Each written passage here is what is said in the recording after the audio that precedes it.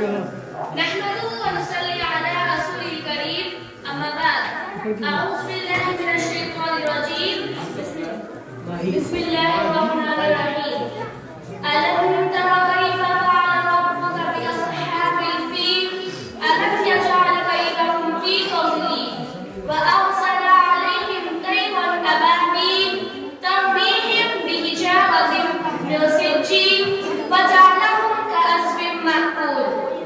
صدر محفل ناظم على صاحب حکم صاحبان علماء کرام اور میرے عزیز دوستوں، آج مجھے اس بابرکت بس میں جس عنوان پر رب کو شاہی کرنے کا موقع ملا ہے وہ سورۃ الفیل کی تفسیر اور ترجمہ۔ سامعین و سامعات، ابھی میں نے خطبہ سے پہلے ایک سورہ کی تلاوت کی تھی، وہ سورۃ الفیل ہے۔ اس میں اللہ تعالیٰ نے اپنی طاقت اور قوت کا منظر پیش کیا ہے۔ اللہ تعالیٰ اس میں ارشاد فرماتے ہیں، کیا تم نے نہیں دیکھا کہ میرے رب نے ہاتھی والوں کے ساتھ کیا کیا؟ ان کی مدد کو بیکار نہیں کر دیا، ان کے اوپر پرندوں کے جھنڈ بھیج دیے جو ان کو پتھر کی کنکریاں مار رہی تھی، لہذا انہیں کھائے ہوئے بھوسے کی طرح کر دیا۔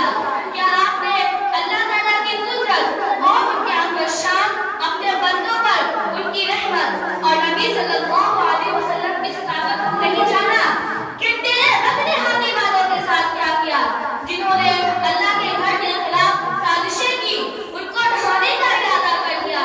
چنانچہ اس کے لیے ان لوگوں نے اللہ کے گھر کو منتخب کرنے کے لیے اپنے ساتھ ہاتھی بھی لے لیے تھے۔ حبشہ اور یمن سے ایک ایسی فوج لے کر آئے جن کا مقابلہ کرنا عربوں کے بس میں نہ تھا۔ جب وہ عرب کے قریب آپ سکھا رہے ہیں، آپ آپ سکھا رہے ہیں۔ کے قریب پہنچے تو ان کا مزاحمت کرنے والا کوئی نہ تھا۔